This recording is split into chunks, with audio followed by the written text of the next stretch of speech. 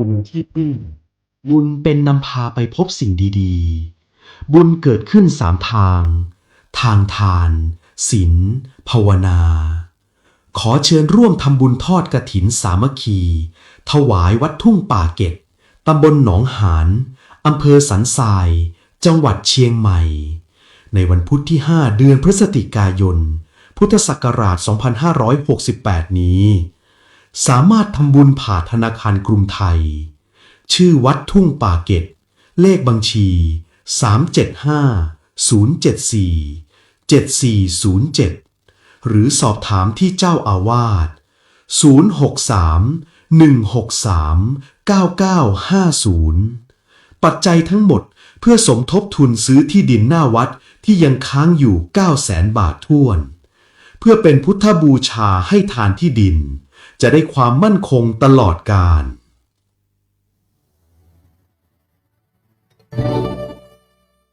โชคอยู่ที่การแสวงหาวาสนาอยู่ที่การกระทำต่อไปขอเชิญรับฟังรายการธรรมยามบ่ายจากพระครูไพศาลสุตากรวัดทุ่งป่าเก็ดหนองหานสันทรายได้แล้วณบัดนี้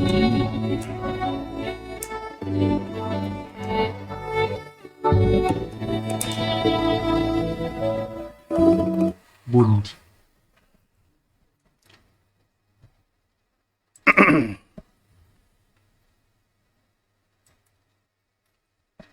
ก็ยกมือ10 นิ้ว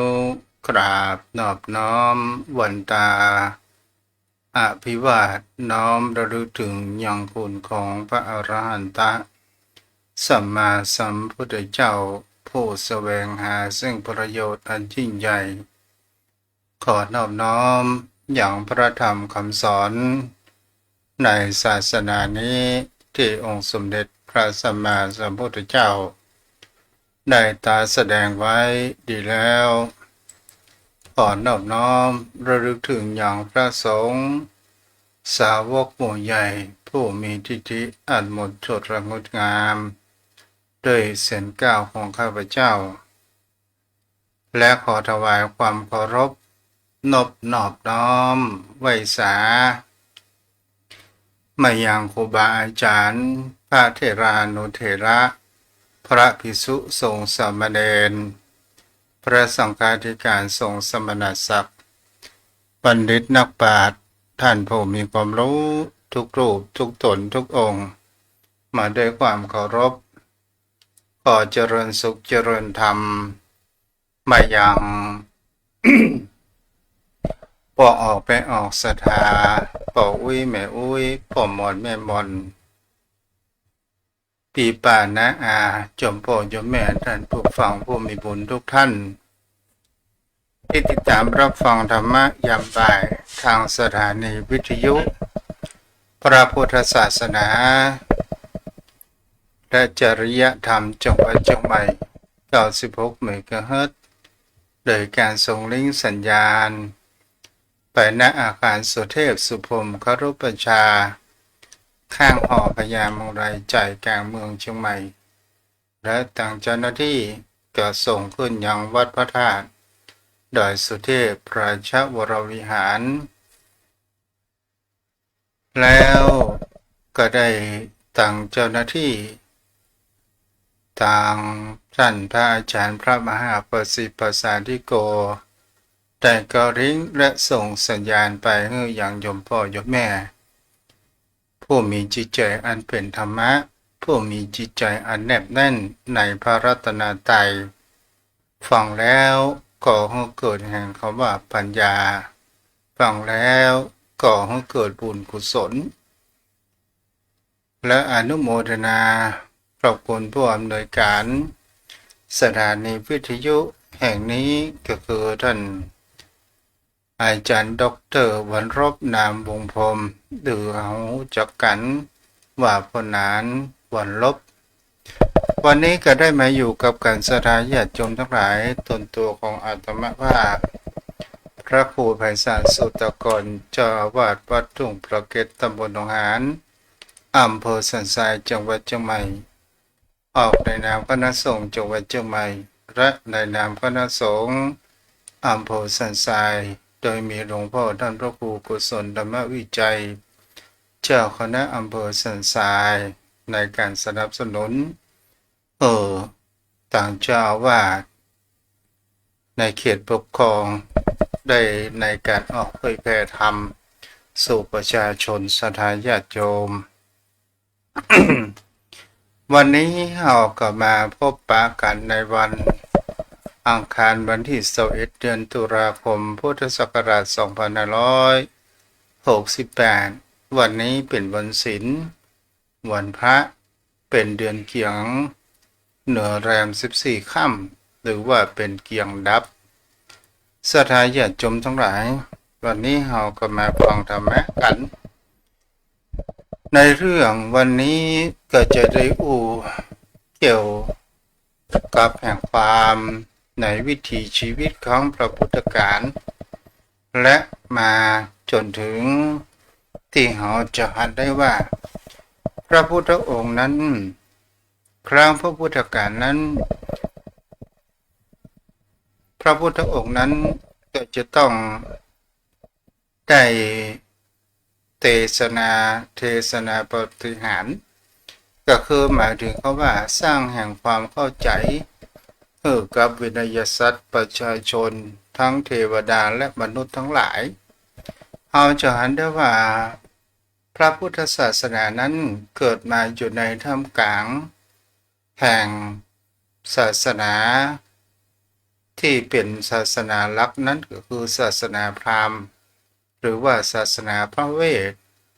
ตลอดจนถึงศาสนานิโคนัตบุตรและเจ้าลัทธิครูทั้ง6ต่างๆนานานั้นเกิดขึ้นการที่คนเรานั้นจะเปลี่ยนแปลงแห่งความคิดจะเปลี่ยนแปลงแห่งจิตใจมันก็จะต้องมีเหตุและมีผลนั้นเกิดขึ้นเราก็สังเกตในหลักธรรมคำสอนของพระองค์นั้นมันจะมีไปจากแห่งคำว่าอริยสัจสี่ก็คือเหตุทุกข์เหตุแห่งทุกข์และสิ่งที่จะดับทุกข์และกระทางที่เราจะดับทุกข์นี่ก็คือเป็นสิ่งที่ว่าเป็นธรรมมีเหตุผลนั่นเองวันนี้ก็จะพูดในเกี่ยวกับเขาว่าการที่บุคคลเหล่านั้นจะไปสู่แห่งมรรคผลนิพพานนั้นได้เราก็จะต้องมีแห่งคำว่าศีลในเรื่องนี้ศรัทธาญาติโยมทั้งหลายเราก็จะได้มาเกี่ยวกับการที่ครูบาอาจารย์นั้นเปิ่นได้วิเคราะห์ในแห่งเขาว่า พระพุทธศาสนาในเกี่ยวกับคนที่นับถือแห่งคำว่าศาสนาพราหมณ์เมื่อเข้ากับรักคำแห่งธรรมว่าพระพุทธศาสนาจะเป็นสิ่งที่บุคคลเหล่านั้นจะหันได้ว่าคนที่หันมานับถือพระพุทธศาสนานั้นก็มีอยู่มากแต่การล้มเลิกแห่งความคิดของพราหมณ์ก็มามีความสำเร็จเกิดขึ้นพราหมณ์ยังคงถือชาติหรือว่าถือความสำคัญตลอดมาพระพุทธองค์นั้นบ่ได้แทรกแซงความเชื่อถือของพราหมณ์และบ่ได้บังคับและบ่ได้กฎเกณฑ์นั้นเกิดขึ้นแต่ทางผู้ที่เป็นพราหมณ์นั้นหันมานับถือพุทธศาสนานั้นก็มีอยู่มากก็ไม่ใช่น้อยเราก็จะหันได้ว่ามีปนว่าชนจันทานหรือว่าทลิตทางที่ในประเทศอินเดียปัจจุบันนี้จะหันมานับถือพระพุทธศาสนานั้นอยู่มากรับธรรมคำสอนขององค์สมเด็จพระสัมมาสัมพุทธเจ้าของเฮานี้ก็เลยเป็นสิ่งที่เราจะหันได้ว่ากว่าจะพลิกฟื้นคืนมาจากประเทศอินเดียก็ใช้เวลานานพอสมควรเพราะว่ามีศาสนาอื่นนั้นเข้ามาลุกรานมาข่มเหงเกิดขึ้นแต่พระพุทธศาสนามีธรรมคำสอนที่มีรักแห่งความเมตตาอภัยอยู่ตลอดและมันมีรักธรรมที่แห่งคำว่าพยาบาทอาฆาตแค้นใดๆทั้งสิ้นจนในสิ่งที่ในประเทศอินเดียปัจจุบันมีรัฐธรรมนูญบุคคลนั้นมีสิทธิ์ในการที่ว่าไม่ยอมรับในการที่ก็คือหมายถึงว่ามีรัฐธรรมนูญต้องนับถือศาสนาพราหมณ์เป็นหลักอันนี้ก็เป็นเรื่องแห่งสิ่งที่เกิดขึ้นในภายหลังเอาจะหาได้ว่าศาสนาพราหมณ์นั้นในประเทศอินเดียก่อให้เกิดแห่งการเรียนรู้สิ่งหลายอย่างแล้วเมื่อครั้งพุทธกาลนั้นพระพุทธองค์นั้นมีแห่งคำว่ารักธรรมใครจะเชื่อจะเลื่อมใสก็ต้องลงมือประพฤติปฏิบัติธรรมหรือว่าลองทำก่อนถึงก็เชื่ออย่างนี้ศรัทธาญาติโยมทั้งหลายเป็นสิ่งที่บุคคลเหล่านั้นก็หันได้ทุกสิ่งทุกอย่างในรักธรรมในที่เป็นสากลโลกบนนี้เนี่ยพระพุทธองค์บอกว่าทุกสิ่งทุกอย่างนั้นมันเป็นตกอยู่ในกฎของพระไตรลักษณ์ทั้งสิ้นทุกสิ่งทุกอย่างมันมีความแน่นอนทุกสิ่งทุกอย่างมีสภาพที่โดนบีบคั้นนั้นก็คือความทุกข์ทุกสิ่งทุกอย่างมันก็ไม่ใช่ตัวไม่ใช่ตนมันมีแก่นสารหมายถึงก็ว่าสุดท้ายก็คือความว่างเปล่าแล้ว ในที่นี้ศรัทธาญาติโยมก็จะมาลองวิเคราะห์ดูว่าทำไมพระพุทธศาสนาในประเทศอินเดียนั้นสูญหายไปก็เพราะว่าในถึงจะมีแห่งเขาว่าในพระเจ้าอโศกมหาราชผู้กอบกู้ยังพระพุทธศาสนาฟื้นคืนมานั้นได้แล้วก็ยังอยู่ตลอดจนถึงแผ่แห่งคำว่าพระธรรมทูต9 สายศรัทธาญาติโยมทั้งหลายแล้วก็มาสู่ในสุวรรณภูมิจะเป็นพม่าลาวไทยเขมรอันนี้ก็คือเป็นสายแห่งสุวรรณภูมิที่เป็นเถรวาท ศรัทธาญาติโยมทั้งหลายก็จะบลงไปลึกในแห่งเขาว่าสิ่งที่บุคคลเหล่านั้นแต่หันว่าพระพุทธองค์นั้นบอกจูดในรักแห่งความเมตตาอยู่ตลอดแม้จะมีผู้ใดดูถูกดูแคลนแม้มีศาสนาใดก็ตามมาเหยียดย่ำหมินในพระพุทธศาสนาพุทธองค์นั้นมีแต่แห่งเขาว่าอาภัยนั้นเกิดขึ้นในเรื่องนี้ศรัทธาญาติโยมทั้งหลายเราจะเห็นได้ว่าในพระไตรปิฎกในศีลขันธวรรคจะอู้ในเรื่องแห่งเขาว่าการที่คนเราจะสำเร็จในสิ่ง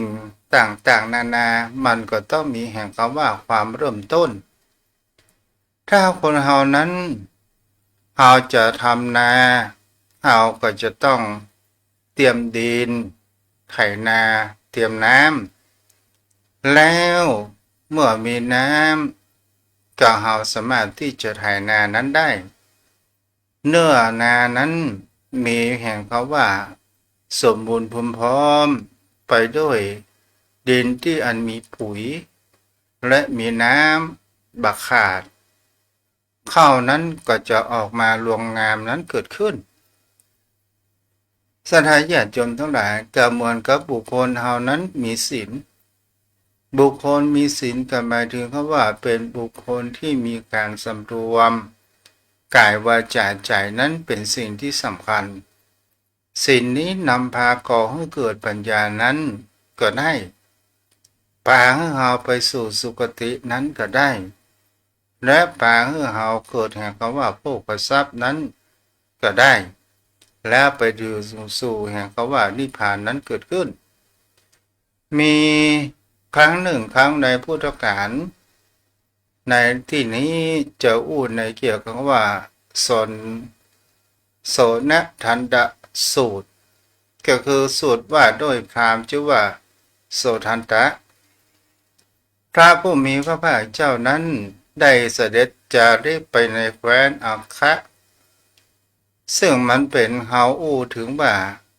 จะเป็นชายแดนหรือว่าเป็นประเทศสราชของพระเจ้าพิมพิสาร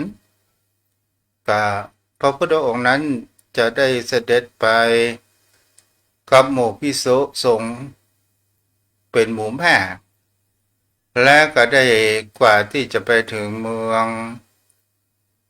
อังคะนั้นมันก็จะต้องแวะอยู่ที่กรุงจำปาพระองค์นั้นก็ประทับอยู่ที่ริมฝั่งสระน้ำชื่อว่าอังคาศรัทธาญาติโยมทั้งหลายในเมืองนี้เนี่ยพระเจ้าพิมพิสารก็ได้พราหมณ์ผู้มีความรู้ผู้จบพระเวทหมายถึงว่าเป็นผู้นำศาสนาพราหมณ์ปกครองในแห่งแคว้นนี้ก็ชื่อว่าโสตพราหมณ์ชื่อว่าโสตันตะศรัทธาญาติโยมทั้งหลายพระเจ้าพิมพิสารได้ปกครองเมืองแห่งเขาว่าจำปาพราหมณ์ขหบดีที่อยู่ในกรุงจำปาแล้วก็ได้รับทราบว่าพระพุทธองค์นั้นจะได้เสด็จมาประทับที่หิมสระน้ำชื่อว่าอังคาเพราะว่าเกียรติศัพท์ของพระผู้มีพระภาคเจ้าหรือพระพุทธองค์ของเรามีกิตติศัพท์กระจรกระจายซึ่งข่าวแห่งเขาว่าบรรลุเป็นพระสัมมาสัมพุทธเจ้าแล้วก็ออกเดินทางเผยแผ่ธรรมนั้นเพื่อที่จะไปสู่ยังแห่งแคว้นอังคะก็จะต้องมีการแวะที่ริมสระน้ำนั้นเกิดขึ้นที่นี้ศรัทธาญาติโยมทั้งหลายคนเฮาเนี่ยถ้าเฮาหันได้ว่าบางครั้งบางคราวถึงว่าเฮาเป็นศาสนาดั้งเดิมแต่มีคนที่มีแห่งคำว่าตามประทีปในที่มืดง่ายภาชนะที่คว่ำอยู่ นี้ก็คือเป็นหลักธรรมคำสอนของพระพุทธองค์ได้นำแสงสว่างได้นำแห่งปัญญาให้กับหมู่ชาวชนประชาชน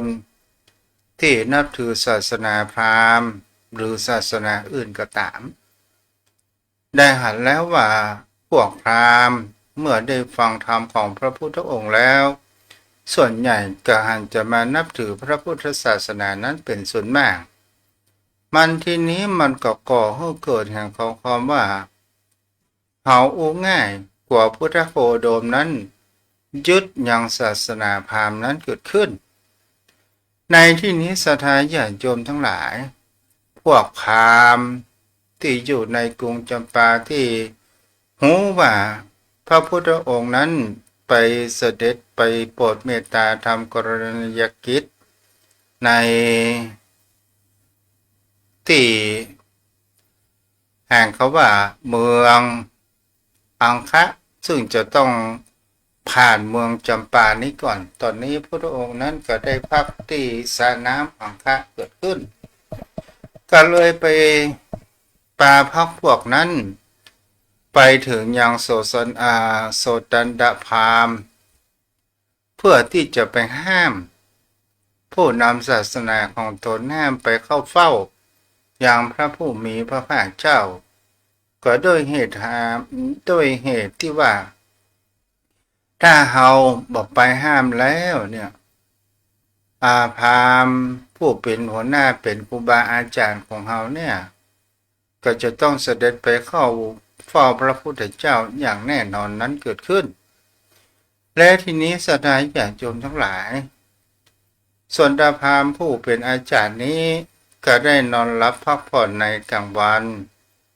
ก็ได้ยินเสียงกระดึกคึกโครมนั้นเกิดขึ้น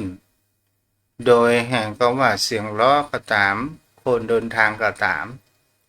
และก็คืออามาตย์ของตัวเองไปดู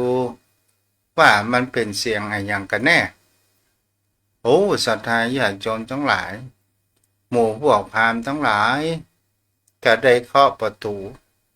และก็บอกว่าจะมาหายังผู้เป็นเจ้าอยู่หรือไม่เมื่อประกาศเช่นนั้นผู้นำข่าวสารนี้ก็ไปบอกแก่โสตพราหมณ์แล้วก็หาว่าพราหมณ์ปากันเข้ามาถามเฮามีเรื่องอะไรอย่างมีเรื่องร้อนร้ายอะไรอย่างกันแน่ทีนี้ศรัทธาญาติโยมทั้งหลายจะหันได้ว่า เมื่อหมู่พราหมณ์อันเป็นลูกศิษย์ลูกหาตลอดจนถึงเป็นผู้น่าเป็นหมู่แห่งเขาว่าผู้เป็นพราหมณ์ต่างๆก็ห้ามว่าท่านตอนนี้พุทธโคดมได้เสด็จเพื่อที่จะไปเมืองอังคะตอนนี้จะเปิดกับมาแวะในเมืองของท่านอยู่ที่สระน้ำท่านห้ามไปเจอเด้อโอ้โสตันตพราหมณ์บอกว่าพุทธโคดมถ้าอู้ไปแล้วเฮานั้นถือว่าเป็นผู้ที่มีจบยังไตรเพศมีเปิ่นเขาว่าโดยศีลโดยวาจาคนที่นับถือของเฮานั้นก็เป็นคนหมู่มากแล้วโดยพระชาติ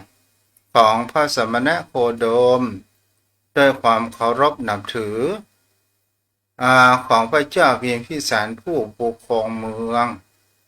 เฮาก็ลองมาดูว่าพระสมณโคดมกับเฮานี่ กับปีแห่งเขาว่าเป็นสิ่งที่แขกมาเยือนยังบ้านยังจองถ้าฮือเปิ้นมาหาเฮานั้นก็คงจะบ่บังควรทีแรกพราหมณ์เหล่านั้นก็บอกว่าฮือสมณโคดมนั้นมายังสำนักของท่านจะไปในสำนักของพระสมณโคดมแต่เมื่อสนตพราหมณ์หันแล้วว่า เฮานี่มีโดยชาติก็ตามโดยสิ่งก็ตามโดยปัญญาก็ตามเอานี่อย่างการสมณโคดม ผู้ที่ละกิเลสได้แล้ว ผู้มีจ่าไพเราะผู้มีรูปผู้มีรูปอันงดงาม เป็นบุคคลผู้มีศีลและเป็นอยู่ในสกุลของแห่งเขาบากษัตริย์มามีตระกูลอื่นนั้นเจือปนได้เสด็จออกบวชแล้วก็ถือว่าเกียรติศัพท์ของท่านนี้ยิ่งกว่าเราฉะนั้นเราก็จะต้องเข้าไปไปฮับต้อนไปฟังไปสนทนาทำกันประมาณเช่นนี้สถานญาติโยมทั้งหลายนี่ก็เป็นสิ่งที่บุคคลเฮานั้นจะเห็นได้ว่าแม้กระทั่งพระมหากษัตริย์ในแคว้นโกศลอันมีพระเจ้าประเสริฐหน้าที่โกศลก็ตามก็ยังมีความเคารพนับถือเฮาเป็นแค่หัวหน้าพราหมณ์เฮาจะไปปริบิตกทำไมกับทีนี้เนี่ยจะได้ป่าเข้าไปกันไปเข้าเฝ้ายังพระสมณโคดมแล้วก็ได้พระผู้มีพระภาคเจ้า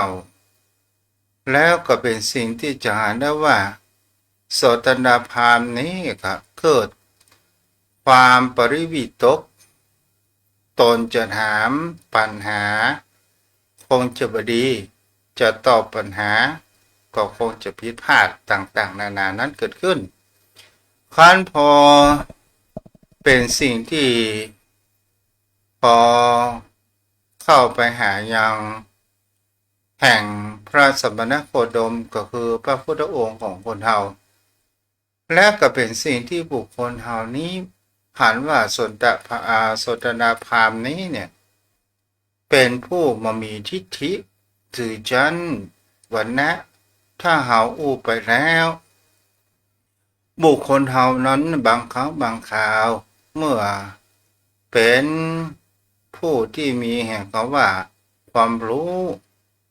จบสูงรู้เป็นด็อกเตอร์ทางด้านใดด้านหนึ่งถ้าเปรียบมันสนตาพราหมณ์นี้ก็เหมือนกับว่าเป็นด็อกเตอร์แต่พราหมณ์โสตพราหมณ์นี้ก็เป็นบุคคลที่มามีแห่งเขาว่าเป็นน้ำบ่ล้นแก้วสามารถที่จะเปิดรับความรู้จากบุคคลอื่นเพราะว่าชีวิตของคนเราสิ่งที่เราหูก็มีมาก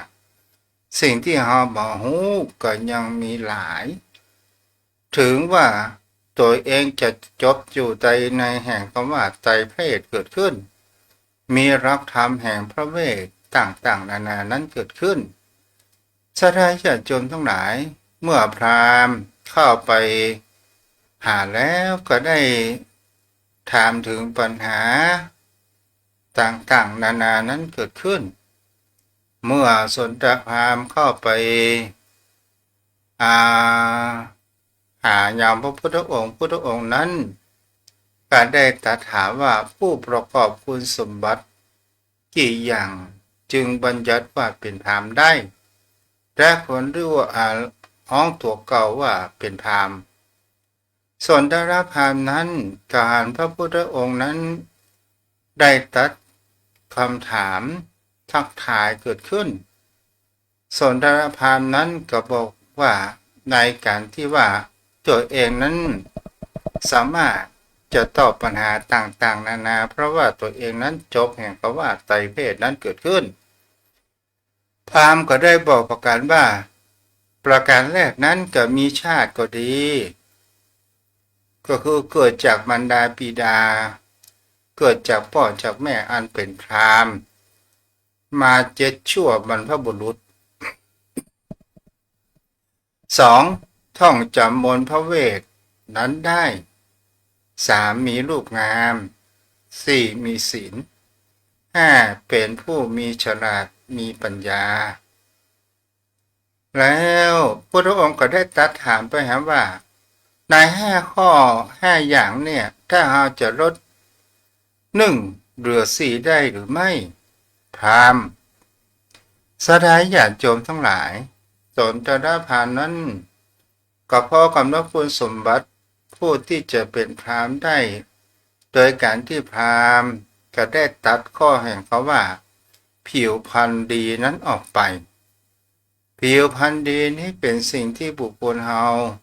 จะหาได้ว่ารูปงามนั่นเอง อันนี้ตัดข้อนี้ออกไปก็ถือยังว่าเป็นพราหมณ์อยู่สนายญาติโยมทั้งหลายพระองค์ก็ตัดว่า5อย่างนี้ตัดออกไปแห่มข้อ1ก็เหลือ3อยู่เหลือ3โสทันตพราหมณ์ก็บอกว่า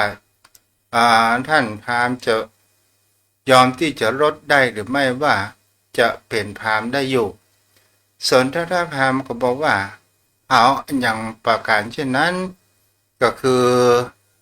ลดข้อกำเนิดคำว่าชาติกำเนิดบรรดาบิดาเป็นพราหมณ์ตัดไปเหลือ3ข้อสถานญาติโยมทั้งหลายแล้วพระองค์นั้นก็บอกว่าพอลดแห่มข้อได้หรือไม่พราหมณ์ก็บอกว่ายังสามารถที่จะลดได้อยู่นั่นก็คือการท่องมนต์แล้วก็เป็นสิ่งที่เหลือแห่ม2สถานญาติโยมทั้งหลายนี้ก็คือเป็นสิ่งที่จรได้ว่าพระองค์นั้นก็ได้ตัด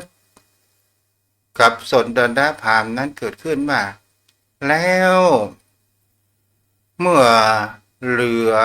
3เหลือ2แล้วเนี่ยจะพอลดได้หรือไม่ก็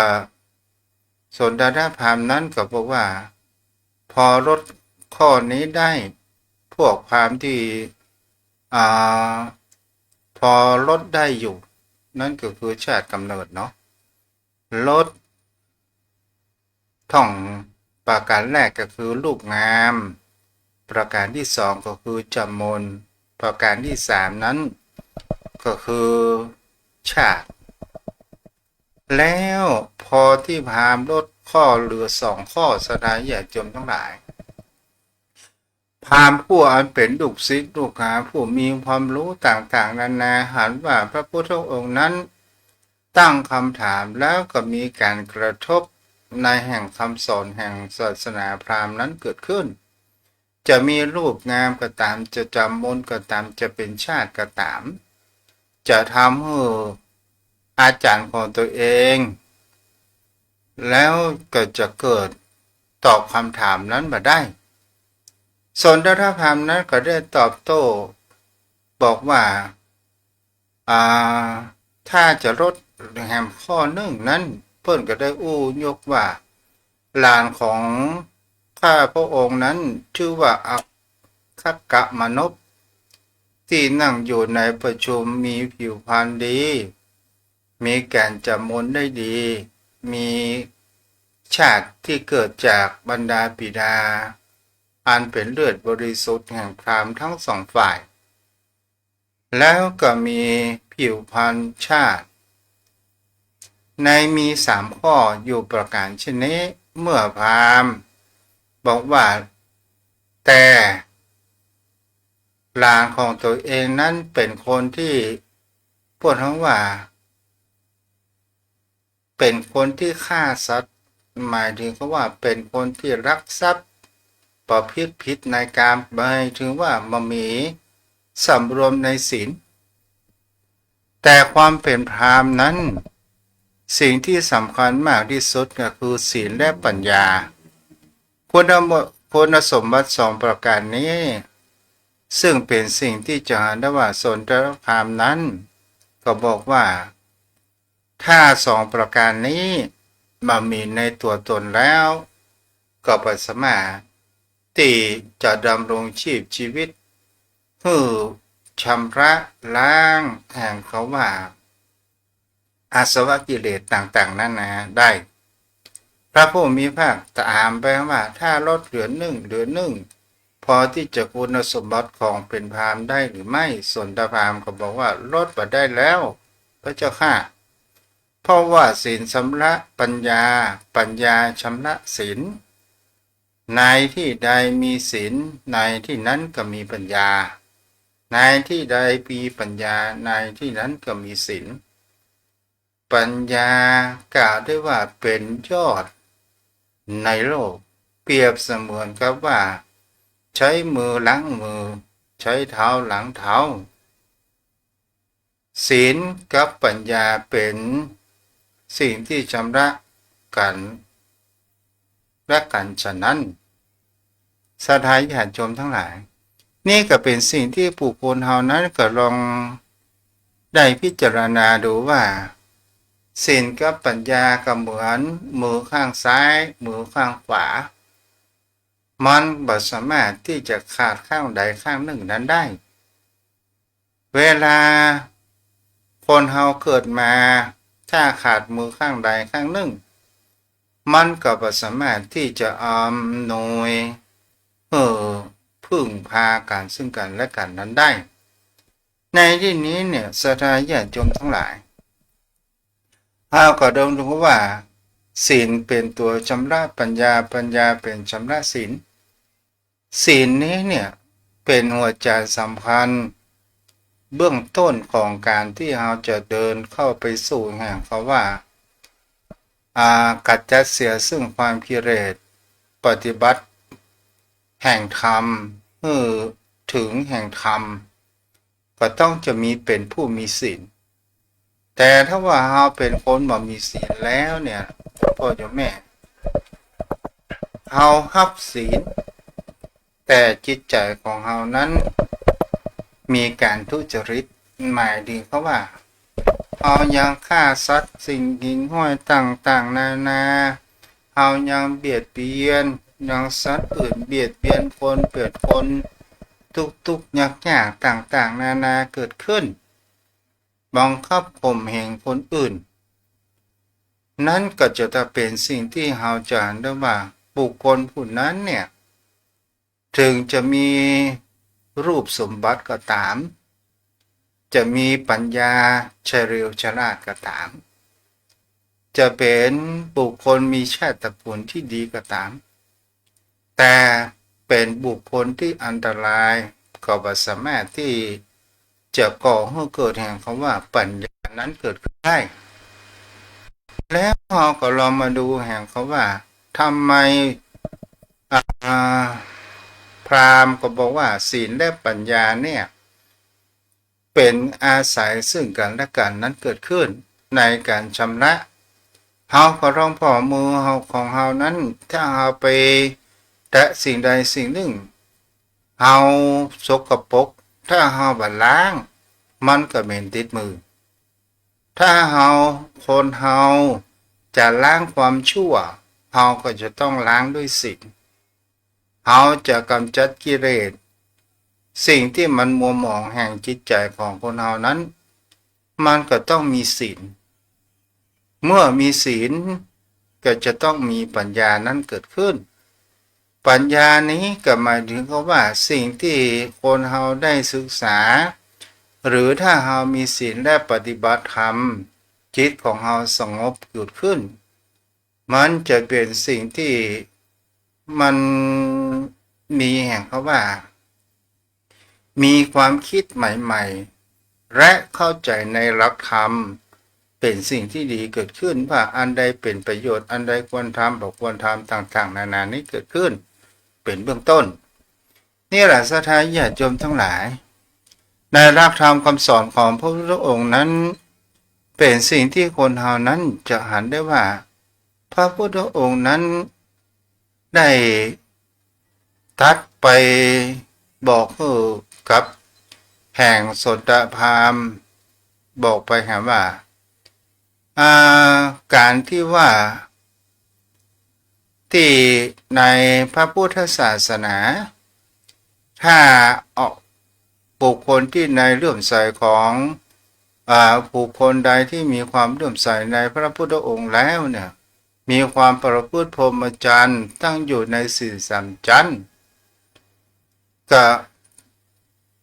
บำเพ็ญสมาธิจนได้บรรลุฌานที่1ที่2ที่3ที่4ได้วิชา8มีวิปัสสนาเป็นเบื้องต้นมีอสวัคคายานเป็นที่สุดนี้ก็คือเป็นสิ่งที่อธิบายถึงคำว่า นี่ก็คือเป็นหลักธรรมทางพระพุทธศาสนารวบยอดก็คือปัญญา ถ้าคนเรามีปัญญามันสามารถที่จะทำให้อาสวะกิเลสนั้นที่มันมักดองอยู่ในสันดานจิตของคนเรานี้มากี่ภพกี่ชาติมันก็ชำระได้แล้วจะทำให้คนเรานั้นไปสู่แห่งธรรมอันเจริญนั้นเกิดขึ้น แสดงถึงว่าในเรื่องนี้เนี่ยสนทนาพราหมณ์ได้ฟังประการเช่นนี้ก็ได้มีความซาบซึ้งมีความซาบซึ้งใจในหลักธรรมของพระพุทธองค์ก็เลยได้แห่งเขาว่าแสดงตัวตนเป็นอุบาสกถึงแห่งพระรัตนตรัยเป็นสนะตลอดชีวิตพระผู้มีพระภาคเจ้าอ่านประการเช่นนั้นพุทธองค์นั้นจะได้อ่านว่าสนดาพราหมณ์นี้เป็นผู้เปิดจิตใจกว้างรับแห่งความรู้ใหม่ๆเกิดขึ้นถ้าคนเราเป็นบางคนสถานญาติโยมทั้งหลายบางคนเขาจะเรียกว่าโอ้สู่จะไปหูอะไรอย่างใครบอกก็สู่เขาฟังต่างๆนานาเกิดขึ้น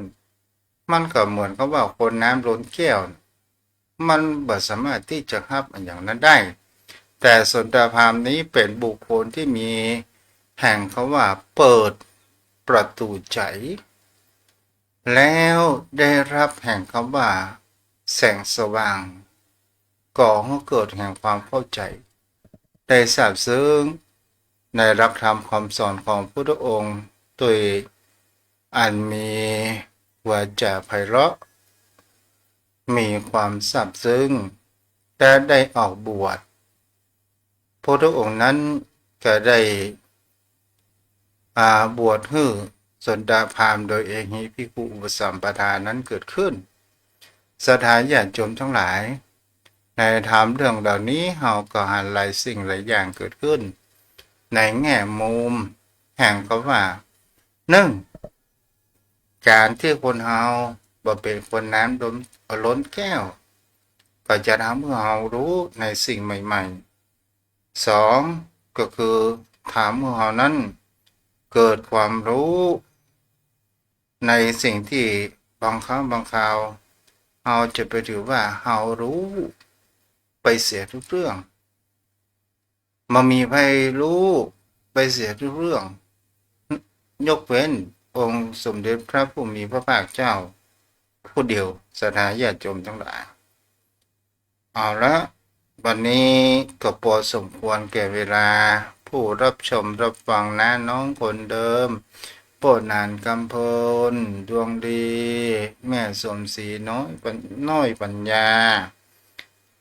ทางมือถือมีแม่ประกายพึกษ์เนาะสถานญาติโยมที่อยู่ต่างบ้านไปรับฟังกันเดียวกับฟังการสนทนาธรรม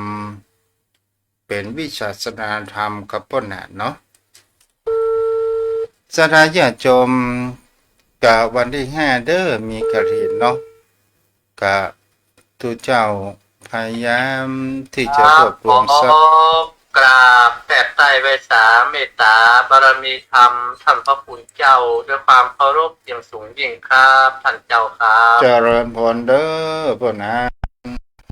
หนาวก็เจ้าอะ ไปวัดกับท่านเจ้า ว่า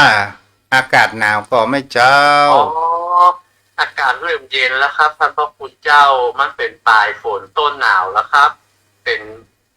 ธรรมดาแล้วท่านเจ้าโบราณบ้านเมืองแล้วมันจะเข้าเดือนนี้แล้วครับเดือนเกี่ยงดับวันนี้แล้วท่านเจ้าครับ เริ่มหนาวละ อืมแม่นแม่น ฟ้าฝนก็จะหายไปเสี่ยงไปก็ปะกันใหม่ในปีหน้าฟ้าใหม่ครับท่านเจ้าครับ แต่มันก็ยังมีอยู่แต่มันบัดซึ้งเหมือนกลางภาษาแล้วครับท่านเจ้าครับ ก็มันก็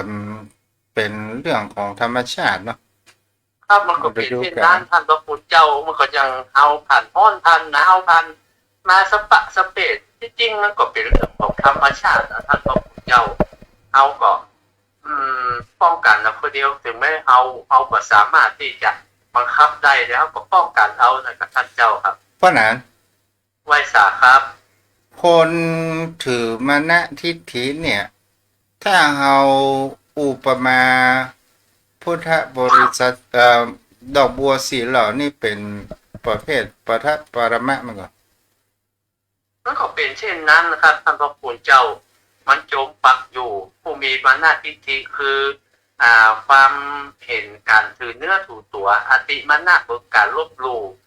มานะทิฏฐินี่มันเป็นสัญโยชน์ข้อหนึ่งนะครับจำนวนสัญโยชน์10 ข้อครับท่านเจ้าครับที่สามารถ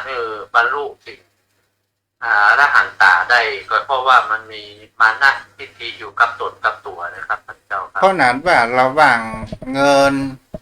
กับจนถาบรรดาศักดิ์เนี่ย อันใดทำให้คนเรานั้นหลงก่อน มันมีทั้งสองอย่างนะท่านพระคุณเจ้า เงินเนี่ยท่านพระคุณเจ้าถ้าเอาตกเป็นทาสของเงิน มันก็ทำให้เรามันไปบังความรุนพ้นของเราได้มันฆ่าตัวเราได้นะท่านพระคุณเจ้าเอากระหันตัวอย่างหลายอย่างที่เรายึดมั่นถือมั่นในทรัพย์สินของเงินทองนะท่านพระคุณเจ้าทำเมื่อเราได้ตรงตามได้เพราะเราเกิดเป็นทาสของมันแต่ถ้าเราสามารถใจมันได้ถือว่ามันเป็นเครื่องอำนวยความสะดวกบรรเทาความทุกข์ของเรานี้เราก็มาตกเป็นทาสของมันท่านเจ้าครับบางคนที่หาอย่างเดียวเอากอบกุยอย่างเดียวหันเงินเป็นที่พึ่งงานสูงสุดนะครับท่านเจ้ามันก็เป็นกิเลสตัวหนึ่งที่ผูกมัดเครื่องพันธนาการผูกมัดผูกเก่าครับท่านเจ้าครับยศถาบรรดาศักดิ์นี้มันมีไว้เพื่อให้เราทำงานมันเป็นหน้าที่ครับท่านพุทธเจ้าเป็นหัวโขนคือเราบ่งบอกว่าเราทำหน้าที่ในด้านนี้ครับและคนอื่นเขางูเขาบอกว่าผู้มีบรรดาศักดิ์ในยศในตำแหน่งนี้ก็เพื่อให้มีหน้าที่ในการทำงานด้านนี้นะครับ ยศนี่มันมาจากการเรียนรู้เนาะเพราะนั้นเนาะ แล้วก็เป็นเช่นนั้นครับท่านพระคุณเจ้าเพื่อยกเพื่อทำงาน ถ้ามันบ่มีตำแหน่งแล้วก็บ่มียศคือคนทำงานมันก็บอกว่าจะทำงานในด้านใดคือมันเหมาะสมและคนทั้งหลายก็สามารถที่จะเก่งกลัวหรือได้ทำตามได้ถ้ามันมียศมีตำแหน่งบังคับว่านี่ผู้ทำงานในด้านนี้มันเป็นชั่วคราวครับส่วนหัวโผล่เสร็จแล้วมันก็ต้องหายมันก็ต้องวางครับมันก็สามารถจะอยู่ตลอดไปและก็คนที่มียศมีตำแหน่งมันก็สามารถจะอยู่ต่อไปได้มันก็เหนื่อยก็ล้าด้วยสังขารของมันเองครับอันนี้อย่างทุกขังอนัตตาแก้ตัวมามันก็ทำมาได้มันก็ต้องโรยลาแล้วครับท่านเจ้าครับถ้าว่าบุคคลผู้มีเงินใช้เงินด้วยความประมาทหันเป็นตัวเองนั้นทำงานมาจนเป็นเบาเท่าแล้วก็ไปหันสาวน้อยไปเอาพวกเราว่าสาวน้อยหันแล้วก็ไปเอาสาวน้อยตอนสุดท้ายความรักของสาวน้อยมันมีอยู่จริงตอนสุดท้ายก็เป็นคนว่าจกขอทานไปเนาะครับก็เป็นเช่นนั้นคือบ่ได้รู้ตนบ่รู้ตัวบ่รู้พิจารณาในตัวตนว่าสมควรหรือไม่สมควรนะครับพระคุณเจ้าวัยของเราเนี่ยมันไปด้วยกันบ่ได้ครับมันบ่สมควรนะครับที่เราจะต้องเป็นคู่ครองในฐานะถ้าเป็นคู่ครองกันนี้กับสามีภรรยานะครับวัยมันต่างกันทัศนคติความเป็นอยู่มันต่างกันครับมันเพราะว่ามันไม่ได้อยู่ในวัยเดียวกันถ้ามาอยู่ในวัยเดียวกันนี่มันก็ไปด้วยกันได้ครับทัศนคติมันก็คล้ายคลึงกันสภาพร่างกายมันก็อยู่ด้วยกันได้มันเท่ามันแก่ไปพร้อมๆกันมันก็หูแหงกันท่านเจ้ามันเรื่องกรรมราคะหรือว่าเรื่องต่างๆแล้วมันก็โรยลาไปด้วยกันเพราะด้วยอายุสังขารมันบังคับไปในตัวครับท่านเจ้าครับ ฉะนั้นอย่าตั้งอยู่ในความไม่ประมาทเนาะ เป็นเช่นนั้นครับถ้าคนเฮามันประมาณแล้วบ่ฮู้จักตนจักตัวบ่ฮู้จักประมาณบ่ฮู้จักกาลเวลานะครับท่านพระพุทธเจ้ามันก็ทำให้เพียงพำได้ครับ เพราะว่าบางคนนะครับเปิ้นมีแต่ว่าเปิ้นบ่มีคุณธรรมบ่มีศีลมีธรรมเอากิเลสตัณหาเข้าครอบงำในท่านพระพุทธเจ้ามันก็เกิดอย่างดีขึ้นนะครับมันจะมาฆ่าตัวเก่าได้ครับ มันก็ทรัพย์สินเงินทองไม่ใช่ว่ามันบ่ดีมันดี แต่ว่ามันก็เป็นมีดสองคมถ้าเฮายึดมั่นถือมั่นติดมันนักละไปครับท่านเจ้ามันก็ทำลายเฮาได้โดยกิเลสตัณหาที่ทำให้เฮามีความยึดมั่นถือมั่นในตัวเงินทองแท้ที่จริงแล้วมันเป็นการกำหนดขึ้นของมนุษย์ของเฮาเพื่อใจอำนวยความสะดวกในชีวิตของเฮาครับท่านเจ้าแล้วมันก็ใจได้ในโลกนี้เจ้าอันนะเมื่อเฮาหมดลมหายใจแล้วมันก็หมดราคาหมดค่าสำหรับเฮาจะมีตะใดมันก็ไม่มีคุณค่าแล้วท่านเจ้าเพราะว่าเขาสิ้นลมหายใจไปครับท่านเจ้าครับ สิ่งที่คนเราต้องการที่สุดก็คือความสุขเนาะ ใช่ครับท่านเจ้า มันมีคำคมมันอยู่ว่า อ่ายากจน ยากจน แต่มีความสุข ไม่มีความทุกข์ มีเงินทอง นึกว่าอยากมีความสุข มันก็มีความทุกข์ ในสิ่งเหล่านี้นี่ก็คือเป็นสิ่งที่คนเราจะเห็นได้ว่าแท้ที่จริงคนเราต้องการที่สุดนั้นก็คือความสุขใจ ความสุขใจจะเกิดขึ้นก็คือการที่คนเราพอใจ พอแล้วพอกันที สิ่งที่จะแปลให้เขานั้นทุกข์ใจนั้นก็คือความหวังนั่นก็นั่นเนาะ ครับมันเป็นความหวังและความอยากเนี่ยที่ท่านเจ้าว่าความหวังก็คือความอยากนะครับแล้วเราเป็นทุกข์คืออยากจะมีแล้วก็เอาไปเปรียบเทียบกับคนอื่น อยากจะร่ำรวยอยากจะมีเหมือนเปิ้ลเนี่ยถ้าเอาจับตัวจับตนเอาพอประมาณนะท่านพระพุทธเจ้า ความสุขเนี่ยมันอยู่ทางใจเหมือนท่านเจ้าว่า แม้กระทั่ง จิต แม้กระทั่งปฏิบัติธรรมสมาธิก็ตาม ใช่ครับ ถ้า มัน เอา ไม่ได้ หวังว่าเฮาจิตเฮาสงบจิตเฮาจะเป็นสมาธิวันนี้กูต้องฮึดได้นี่นะมันเป็นการยึดมั่นนะพระนั้นเนาะ โอ้ครับท่านเจ้ามันเป็นตัณหาครับ ความอยากอุปทานความยึดมั่นถึงมั่นเกิดขึ้นครับ แต่ที่ท่านเจ้าว่าความสุขมันไม่ได้เกิดที่เงินอย่างเดียว ความสุขมันอยู่ที่ใจนั่นใช่ครับ ความสุขเกิดจากความสงบก็ใช่ ความสุขมันเกิดจากการปฏิบัติธรรมก็ใช่ครับ และความสุขเกิดจากการปล่อยวางก็ใช่ ความสุขอันเกิดจากการไม่ยึดมั่นถือมั่นมันก็คือความสุขครับท่านพระพุทธเจ้าครับ เจ้า ถ้าคนเฮาวิ่งไล่หามันก็โดยบางครั้งบางคราวเฮาก็นึกว่า มีสิ่งนั้นมีสิ่งนี้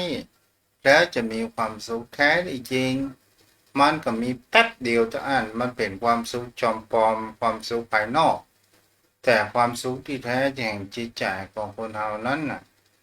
มันก็ขึ้นอยู่ที่ว่าเฮาจะฝึกจิตใจของเฮามีสติมีปัญญาไหวพริบทันต่อกิเลสของที่มันหล่อหูหล่อตาหล่อจิตหล่อใจหล่อหูหล่อในการที่เฮาสัมผัสอะไรอย่างก็ตามเนาะก็ได้เนาะ ครับเป็นเช่นนั้นครับท่านเจ้าครับ คืออดีตศาสนาเฮาทำไมถึงสอนเรื่องทุกข์ทำไมบ่สอนเรื่องสุขเข้ากับผมมาพิจารณาแล้ว ถ้าเฮาสอนเรื่องทุกข์เฮางูหนทางแห่งคำดับทุกข์เมื่อมันดับแล้วสุขมันก็เกิดขึ้นทันทีครับ ถ้าเฮาไปสอนเรื่องสุขคนมันก็ไปแสวงหาความสุขโดยมันบ่ดับต้นเหตุคือความทุกข์ถ้าเฮาดับทุกข์แล้วน่ะ มันก็มีสุข เป็นปริยายครับที่ตามไปเลยมาเอาดับทุกข์ได้นะครับสุขมันก็เกิดขึ้นโดยปริยายของมันนะครับ นี่มันเป็นเหตุผลอย่างหนึ่งว่าเอาดับที่ทุกข์และสุขมันจึงจะมีอยู่แล้ว มันจึงมาตามมาเรื่องของมันโดยก็ต้องสงสัยนะครับพระคุณเจ้าครับ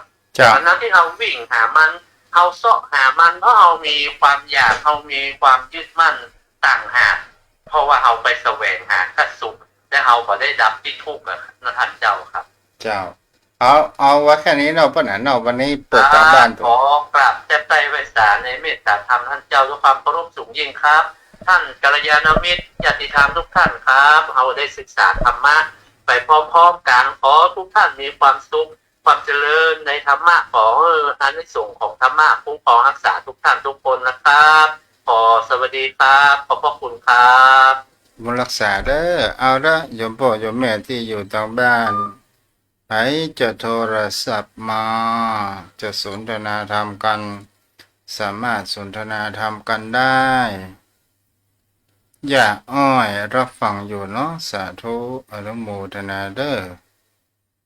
อ้าว0631639950สามารถที่โทรเข้ามาได้เด้อ0631639950แก่ถิ่นของวัดลูกตุนั้นจะได้นักได้น้อยก็ไปตามหน้าบุญนั้นได้โยมพ่อโยมแม่เนาะเพราะว่าช่วงนี้ก็เงินทองก็หายากแล้วยังโยมพ่อโยมแม่ก็บ่ค่อยมีก็เข้าใจกันเอาตามหน้าบุญนะโยมพ่อโยมแม่ได้สักหมื่นสองหมื่นก็เป็นบุญละเนาะ0631639950นี่เด้อเปิ่นทำบุญสถานีวิทยุโยมพ่อโยมแม่ท่านใดว่างก็ไปเนาะเจริญพรแม่เลี้ยง เจ้าไว้สักเจ้า เจ้าเป็น เจ้าฟังอยู่วันนี้แดดดีเด้อ หนาวล่าประเดี๋ยวเนี่ยตังกำแพงหินอ่ะ หนาวมาละ อืม แม่ว่าฝนก็ย่างมา2-3 วันแล้วนะ เจ้าวันที่บ้านแม่เขาก็มีวันที่25นี่เจ้า อ๋อดีแล้วอนุโมทนาทำมาเถอะแม่ เปิดสร้างวิหารเปิดกำลังจะมงหัน โอ้สร้างวิหารมามี20 ล้านนี่อีเตอร์เนาะ สิละเดียวไปทะเลก็น้อยนะกะได้ถึง64ละกำลังจะได้มงเนี่ย เจ้ามันเป็นสิ่งที่สำคัญเนาะ เจ้า จ้า วิหารเตามันหลังน้อยเนาะ ดีแล้วแม่ค่อยเสริมกันไปอากันเนาะ เจ้าราคาก็52-53ราคาค่ะใช่นะ อืม รา สุ คาย คนมันน่า สุยเจ้าบาทอย่างเดียวเลยแม่สุยเจ้าบาทอย่างเดียวหรอกอะคือกำลังอกกำลังใจเตอะเนาะ เจ้าว่าเปิดกล่องไปสบายเนาะคนเดินคนไปคีโมปุ๊บ เออเห็นบ่ล่ะ เป็นมะเร็งลำไส้แล้วก็เปิดแล้วเดี๋ยวนี้มันลำไส้แบบมีมาอยู่ส่วงต้อ เออ เปิดก็ไปตั้งแต่วาแล้วคุณจะมาวันนี้มาพวกนี้ ไปตามหน้าบุญเลยนี่นะเนาะ เจ้า จ้าบุญรักษาได้แม่เด้อจ้ะแม่น้อยในเมือง545ของใครเนาะ0631639950เป็นเจ้าอาวาสไม่ใช่ว่าสบายเด้อโยมพ่อโยมแม่ภาระและหน้าที่พัฒนา ถ้าเอาบ่พัฒนา มันก็มันทำให้เวลากินตันอะไรหยังก็บ่มีเนาะแม่ทองบ้านแจ่มนี่บ่ได้ยินหมดละ เจ้า อีแม่ไปที่ไหน เจ้า บ่ได้ยินโทรมาสักคำเลยแม่เคยแม่สุขสบายดีนะแม่เนาะ เจ้ากันบ้านเขายกจะวาง โอ้ดีแล้วแม่อนุโมทนาเด้อ เจ้า จ้าบุญรักษาเด้อแม่บุญรักษาเด้อแม่ทองเด้อหมดละบ่ได้ยินเสียงแม่เอาละโยมพ่อโยมแม่ขอสาสุดท้ายสุดน้องล่าเนาะ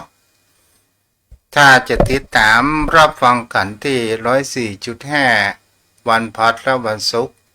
5 โมงจนถึง6 โมงแรงเด้อเนาะ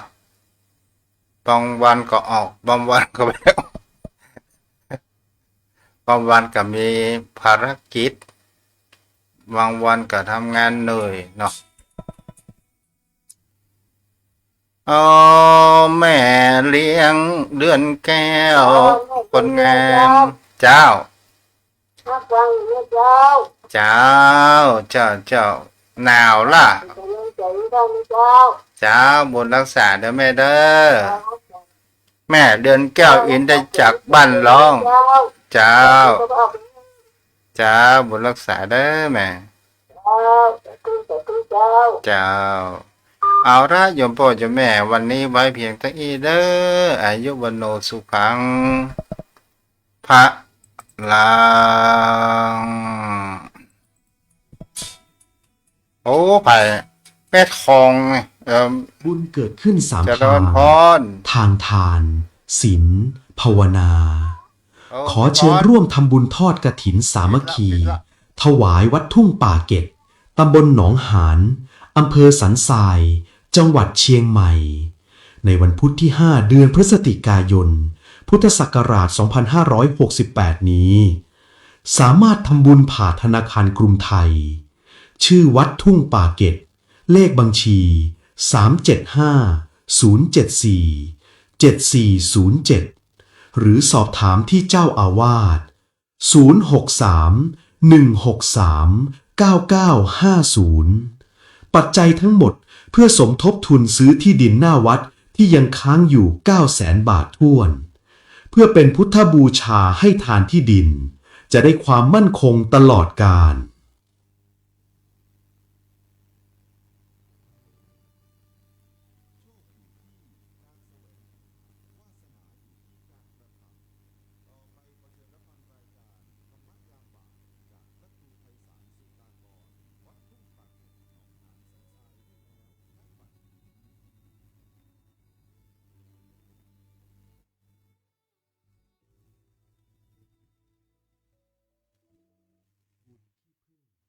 บุญเป็นนำพาไปพบสิ่งดีๆบุญเกิดขึ้นสามทาง ทางทานศีลภาวนา ขอเชิญร่วมทำบุญทอดกฐินสามัคคี ถวายวัดทุ่งป่าเก็ดตำบลหนองหานอำเภอสันทราย จังหวัดเชียงใหม่ ในวันพุธที่ 5 เดือนพฤศจิกายน พุทธศักราช 2568 นี้ สามารถทำบุญผ่านธนาคารกรุงไทย ชื่อวัดทุ่งป่าเก็ดเลขบัญชี 375-074-7407 หรือสอบถามที่เจ้าอาวาส 063-163-9950 ปัจจัยทั้งหมดเพื่อสมทบทุนซื้อที่ดินหน้าวัดที่ยังค้างอยู่ 900,000 บาททั่วนเพื่อเป็นพุทธบูชาให้ทานที่ดิน จะได้ความมั่นคงตลอดกาล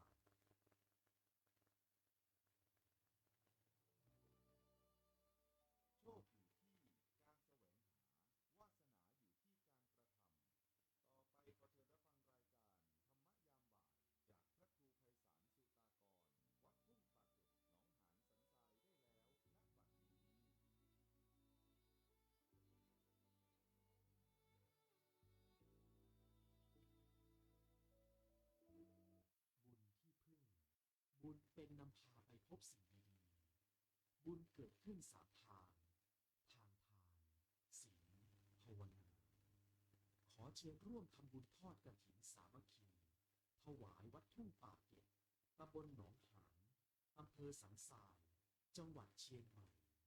ในวันพุธที่ 5 เดือนพฤศจิกายน พุทธศักราช 2568 นี้ สามารถทำบุญผ่านธนาคารกรุงไทย ชื่อวัดทุ่งป่าเก็ดเลขบัญชี 375-074-7407 หรือสอบถามที่เจ้าอาวาส 063-163-9950 ปัจจัยทั้งหมดเพื่อสมทบทุนซื้อที่ดินหน้าวัดที่ยังค้างอยู่ 900,000 บาททั่วนเพื่อเป็นพุทธบูชาให้ทานที่ดิน จะได้ความมั่นคงตลอดกาล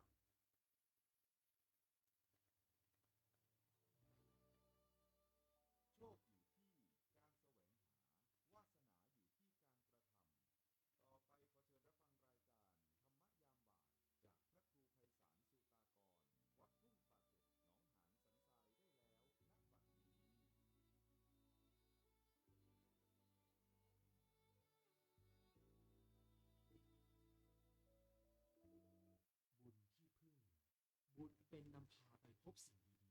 ๆบุญเกิดขึ้นสามทาง ทางทานศีลภาวนา ขอเชิญร่วมทำบุญทอดกฐินสามัคคี ถวายวัดทุ่งป่าเก็บตำบลหนองหานอำเภอสันทราย จังหวัดเชียงใหม่ ในวันพุธที่ 5 เดือนพฤศจิกายน พุทธศักราช 2568 นี้ สามารถทำบุญผ่านธนาคารกรุงไทย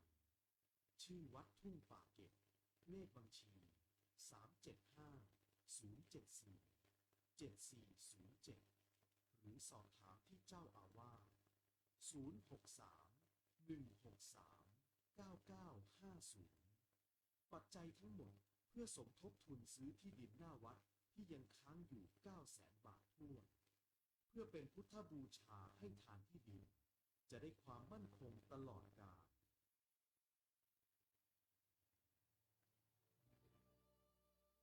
โชคอยู่ที่การแสวงหาวาสนาอยู่ที่การกระทำต่อไปขอเชิญรับฟังรา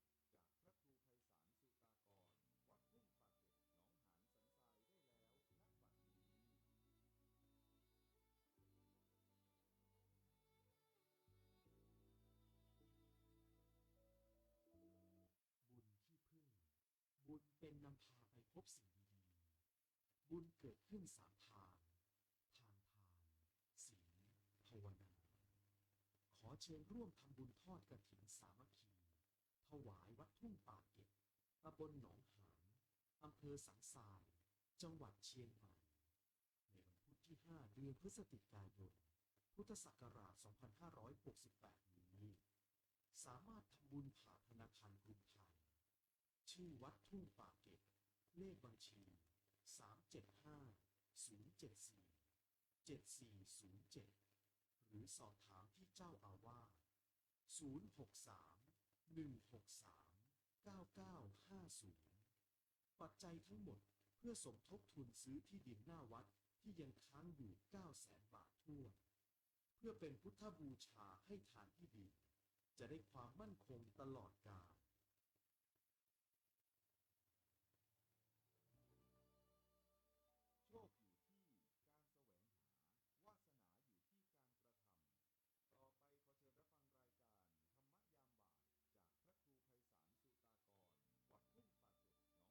รกระทำต่อไปขอเชิญรับฟังรายการธรรมยามบ่ายจากพระครูไพศาลสุตากร วัดทุ่งป่าเก็บหนองหานสันทรายได้แล้วณบัดนี้ บุญที่พึ่ง บุญเป็นนำพาไปพบสิ่งดีๆบุญเกิดขึ้นสามทาง ทางทานศีลภาวนา ขอเชิญร่วมทำบุญทอดกฐินสามัคคี ถวายวัดทุ่งป่าเก็บตำบลหนองหานอำเภอสันทราย จังหวัดเชียงใหม่ ในวันพุธที่ 5 เดือนพฤศจิกายน พุทธศักราช 2568 นี้ สามารถทำบุญผ่านธนาคารกรุงไทย ชื่อวัดทุ่งป่าเก็บ เลขบัญชี 375 074 7407 หรือสอบถามที่เจ้าอาวาส 063 163 9950 ปัจจัยทั้งหมดเพื่อสมทบทุนซื้อที่ดินหน้าวัดที่ยังค้างอยู่ 900,000 บาททั่วเพื่อเป็นพุทธบูชาให้ทานที่ดิน จะได้ความมั่นคงตลอดกาล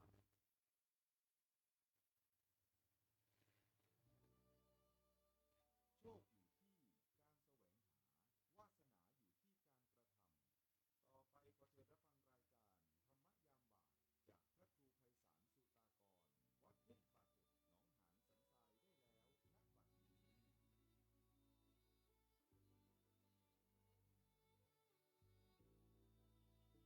นสันทรายได้แล้วณบัดนี้ บุญที่พึ่ง บุญเป็นนำพาไปพบสิ่งดีๆบุญเกิดขึ้นสามทาง ทางทานศีลภาวนา ขอเชิญร่วมทำบุญทอดกฐินสามัคคี ถวายวัดทุ่งป่าเก็บตำบลหนองหานอำเภอสันทราย จังหวัดเชียงใหม่ ในวันพุธที่ 5 เดือนพฤศจิกายน พุทธศักราช 2568 นี้ สามารถทำบุญผ่านธนาคารกรุงไทย ชื่อวัดทุ่งป่าเก็บ เลขบัญชี 375 074 7407 หรือสอบถามที่เจ้าอาวาส063 163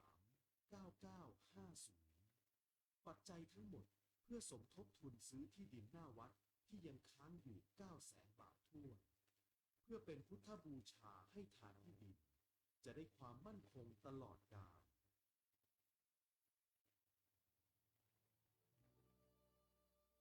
โชคอยู่ที่การแสวงหาวาสนาอยู่ที่การกระทำต่อไปขอเชิญรับฟังรายการธรรมยามบ่าย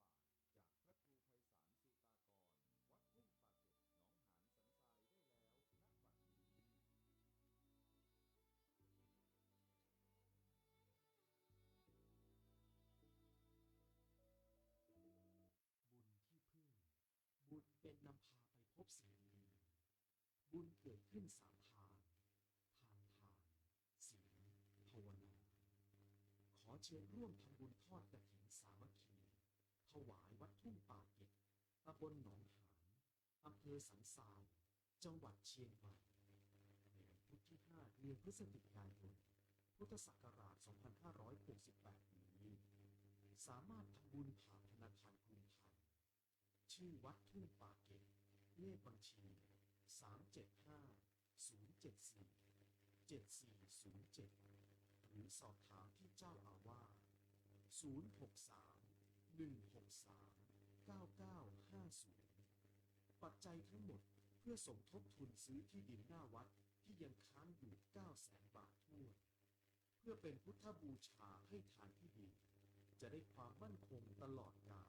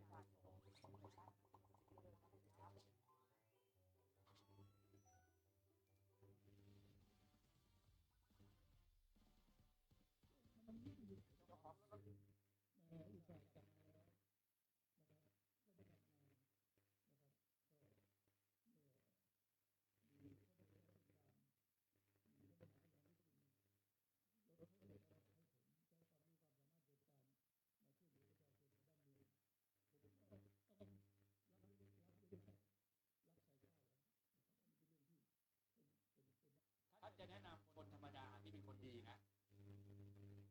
มันไม่มีเหตุผลอะไรเลยอุตส่าห์กลับมาแล้วนะครับก็ทำงานนะครับก็มีข้อมูลว่าเส้นการมีปัญหาขึ้นมาได้จริงรถเลิกมาบอกให้ผมใช้ความรู้ความสามารถในการมาช่วยเหลือประชาชนในบ้านเมืองผมก็ต้องรับด้วยใจรับสายก้าวแล้วนะครับอันนี้เป็นเรื่องที่เป็นหน้าที่ผมมันไม่มีเหตุผลอะไรเลยนะอุตส่าห์กลับมาแล้วนะครับ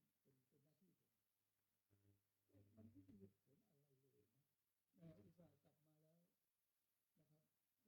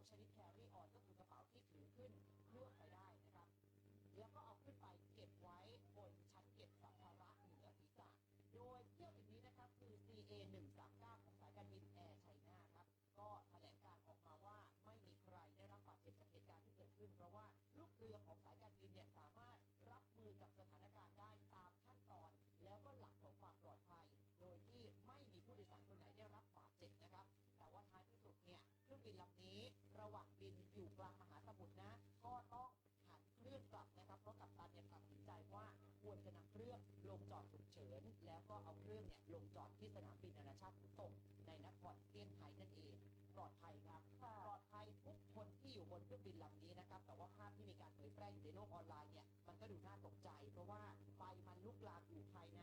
ตัวของชั้นเก็บสัมภาระหลายคนก็กลัวว่าแล้วถ้าเกิดมันลุกลามจะทำยังไง เหินฟ้าหรือยังพี่ อยู่บนฟ้าสิก็ถึงบอกเลยว่าอยู่บนฟ้าแล้วต้องนำเครื่องลงจอดฉุกเฉินฮะตามรายงานบอกว่าเหตุการณ์ครั้งนี้นะครับเกิดขึ้นช่วงประมาณ 9 โมง 47 นาทีตามเวลาท้องถิ่นช่วง 2 วันที่ผ่านมานะครับแล้วคลิปก็มีการเผยแพร่ในโลกออนไลน์เยอะเลยนะครับคุณผู้ชมซึ่งก็ตามที่รายงานไปว่า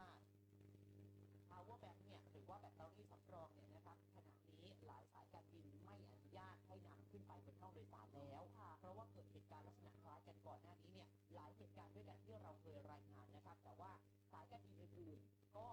ส่วนใหญ่เนี่ยยังอนุญาตให้นำขึ้นไปแต่สมมติสายการบินไทยเนี่ยล่าสุดที่วันนั้นนะเอาขึ้นได้แต่มีข้อแม้ว่าห้ามใช้งานนะห้ามเอามาเสียบเพราะว่าการเสียบเนี่ยแบตมันจะร้อนมันก็จะไปกระตุ้นนะครับสมมติว่าแบตไม่ได้มาตรฐานเนี่ยก็จะทำให้เกิดประกายไฟแบบนี้ได้เพราะฉะนั้นคำแนะนำก็คือแบตเตอรี่สำรองที่เราใช้อยู่เนี่ยจริงๆมันมีอายุการใช้งานไม่ได้ใช้ไปชั่วกับนะฮะอาจจะต้องปรึกษาตัวแทนจำหน่ายหรือว่าร้านที่คุณผู้ชมซื้อมาว่าแล้วใช้ประมาณสักเท่าไหร่เราถึงควรจะเปลี่ยนเครื่องใหม่ต่อให้มันไม่เสียก็ตามเพราะว่ามันเสื่อมไปตามกาลเวลาแบตเตอรี่รถยนต์เรายังต้องเปลี่ยนเลยจริงใช่ไม่สามารถใช้จนพังไปเลยข้างหนึ่งอ่ะเพราะฉะนั้นเนี่ยก็ฝากไว้เป็นอุทาหรณ์นะครับเหตุการณ์นี้ถือว่าโชคดีที่ไม่มีใครได้รับบาดเจ็บหรือว่าเสียชีวิตแล้วก็นำเครื่องกลับไปลงจอดฉุกเฉินได้อย่างปลอดภัยครับและที่เสียบไว้บนโต๊ะพี่กิ้งเอาออกยังพักอ่ะตอนนี้ทีมงานกำลังงงแล้วจะยังไงดี ทำรายงานก็ไม่ดีเหมือนกันนะก็อยากให้รับตานะครับคุณผู้ชมคอยตรวจตราความเรียบร้อยด้วย ในขณะเดียวกันนะครับคุณขวัญ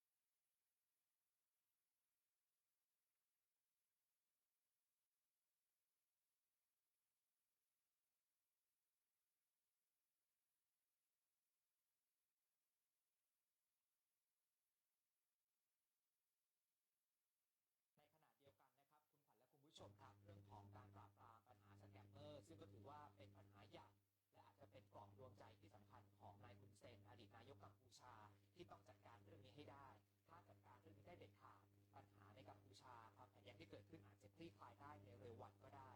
ปรากฏว่าพอทางการเกาหลีใต้เขาเร่งปราบปรามเรื่องนี้นะครับแก๊งสแกมเมอร์บางส่วนเนี่ยเขาหนีกระเซิร์กระเซิงนะมาอยู่แถวด่านชายแดนปลายขอบกัมพูชาใกล้ๆกับฝั่งไทยครับจุดนั้นเห็นว่ามาสร้างอาณาจักรกันใหม่ที่โอเสเม็ดครับตรงข้ามด่านช่องจอมที่สุรินทร์ทีมข่าวไทยรัฐทีวีได้ข้อมูลนะครับบริเวณหลังบ่อนคาสิโนโอเสเม็ดที่จังหวัดอุดรธานีฝั่งกัมพูชาซึ่งอยู่ติดประตูจุดผ่านแดนถาวรช่องจอมอำเภอกาบเชิงของสุรินทร์เนี่ยมีการเข้ามาสร้างอาณาจักรสแกมเมอร์เป็นเวลากว่า3 ปีแล้วนะครับมีการสร้างตึกอาคารสำนักงานแล้วเสร็จอยู่ติดกับบ่อนคาสิโน2 แห่งภายในชุมชนโอเสเม็ดประเทศกัมพูชาทราบว่าที่เป็นหนึ่งในอาณาจักรสแกมเมอร์ ที่ใหญ่ที่สุดในตอนนี้ครับ มีคนยืนยันไหมมีครับนายอำเภอกาบเชิงที่สุรินทร์ครับนายอำเภอสิทธิโรจน์เจริญธนศักดิ์บอกว่าก่อนหน้านี้เคยมีคนไทยโดนหลอกไปเป็นสแกมเมอร์ที่นี่ทางการไทยร่วมกับเจ้าหน้าที่กัมพูชาบุกไปช่วยเหลือมาแล้ว ปัจจุบันอาคารต่างๆเนี่ยมันน่าจะสร้างแล้วเสร็จแล้วนะตอนที่เข้าไปเขาสร้างขึ้นหน้าไป 60% และโชว์มือถือให้ดูภาพนี่เห็นไหมจากในมือถือเมื่อกี้เราขึ้นภาพเต็มจอไปให้ดูก่อนหน้านี้แล้วเราขึ้นวินโดว์ให้ดูอีกครั้งหนึ่งด้วยครับคาดว่าถ้าสร้างเสร็จนะคุณขวัญคุณผู้ชมน่าจะมีคนย้ายไปอยู่ที่นี่มากโอ้หลายพันนะฮะนายอำเภอกาบเชิงบอกแม้จะมีเหตุปะทะก่อนหน้านี้แต่ไม่ได้มีผลกระทบเลยนะครับสแกมเมอร์ยังเคลื่อนไหวอยู่เรื่อยๆเลยครับ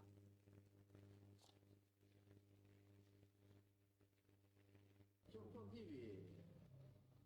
เราปะทะกันเนี่ยมันมีลูกปืนไปตกใกล้ๆไอ้ตรงที่สแกมเมอร์เขาอยู่เนี่ยมันก็วิ่งกลัวออกมากลัวตายแต่ก็ไม่ได้หลบหนีไปไหนก็ยังอยู่ที่นี่ก็รู้แต่แม้ว่าเขาปิดในเรื่องการพนัน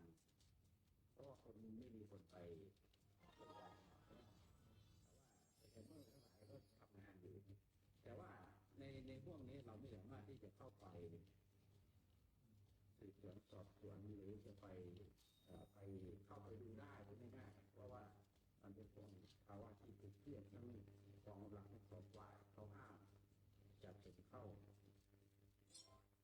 นี่ครับนายอำเภอบอกแบบนี้ประมาณสักช่วงกันยามีคนอินโด8 คนหนีจากฝั่งตรงข้ามสภาพอินโดจะหนีตายมาแล้วก็มาให้ไฟฝั่งไทยทหารชาติช่วยได้ ส่วนชาวเกาหลีใต้ยังไม่เคยเจอว่าหนีมาแถวนี้นะฮะยังไม่รู้ว่ามีอยู่ในตึกนั้นแถวนั้นหรือเปล่าแต่ที่แน่ๆมีคนหลายสัญชาติทั้งจีนและชาติอื่นๆยืนยันว่ามีน้ำหนักมากขึ้นโดยตำรวจครับผู้กำกับการโรงพักกาบเชิงพันตำรวจเอกคำพลโนนุชบอกว่าที่ผ่านมาตำรวจก็ทำงานร่วมมือกับทหารและฝ่ายปกครองติดตามข้อมูลข่าวสารความเคลื่อนไหวต่างๆเพื่อป้องกันและก็สกัดกั้นการลักลอบข้ามแดนครับ ในส่วนที่แนวชายแดนด่านอาวันช่องจอมนั้นสนิทกันแล้วก็ในส่วนมีทหารที่เรามีทหารหน่วยงานต่างๆคนที่สองก็ประกาศเชิญครับขออนุญาตนำเรียนว่ามีด่านช่องทางธรรมชาติ17 ช่องนอกจากเราจะมีมาตรการเข้มแล้วเราได้ประสานกับทหารซึ่งปัจจุบันเขาได้มีการมีข้อมูลนะครับและตรงนี้น่าจะเป็นส่วนหนึ่งที่เราช่วยกันกำกับดูแลแล้วก็มีมาตรการที่จะช่วยกันคุมเข้ม ค่ะพูดถึงเรื่องสแกมเมอร์หลังจากที่เห็นท่าทีของเกาหลีใต้ชัดเจนเข้มงวดขนาดนั้นลงไปที่กัมพูชาเลยแต่ปรากฏหลังจากนั้นไม่นานปุ๊บกว่านั้นกันใหญ่นะภาครัฐเนี่ยทางรัฐบาลกัมพูชามีปรากฏภาพมาเรื่อยๆแต่คุณผู้ชมรู้นะไอ้ที่เห็นว่ามีภาพน้ำเหล่าสแกมเมอร์พวกเว็บทางออนไลน์วิ่งหนีเจ้าที่ลงปราบหารู้ไหมชุดนี้ออกไปชุดใหม่เข้ามาแถมที่อยู่เดิมๆก็มีแต่เพิ่มเติมขึ้นเรื่อยๆเพราะอะไรวันนี้4 True ของไทยรัฐเรามีคำตอบเลยค่ะ On semua on orang semua ada binat sana on. Ada binat sana. Ya mana main ni ada. Ada binat sana. Ya mau di mana main ni ada. Itu boy. Cacing boy mana sana. Kuat dah. Oh ye lo binat ada binat sana. Ada itu kenapa? Ada. Itu main nak buat lain. Ada mau mana? Ada mau mana?